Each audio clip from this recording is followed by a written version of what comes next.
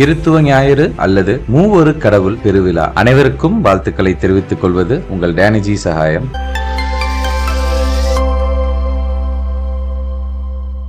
உலகம் அனைத்தையும் படைத்து காத்து ஆண்டு நடத்தி உய்விக்கின்ற கடவுள், அனைத்தையும் கடந்த பரம்பொருள் ஒருவரே. ஆனால் அவர் வரலாற்றில் தம்மை 3 ஆளாக வெளிப்படுத்தியுள்ளார். அந்த 3 ஆட்கள் தந்தை, மகன், தூய ஆவி என்று அழைக்கப்படுகின்றனர். இந்த அடிப்படையான சம நம்பிக்கையே கிறிஸ்துவ மரபில் மூவொரு கடவுள் கொள்கை என்பது. ஒவ்வொரு வருடமும் வெவ்வேறு நாட்களில் மூவொரு கடவுள் பெருவிழா, ஆங்கிலத்தில் The Feast of Holy Trinity அல்லது Trinity Sunday கொண்டாடப்படுகிறது.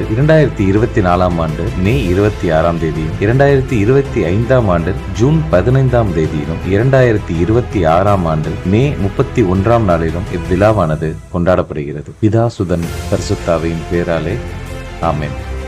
Praise the Lord.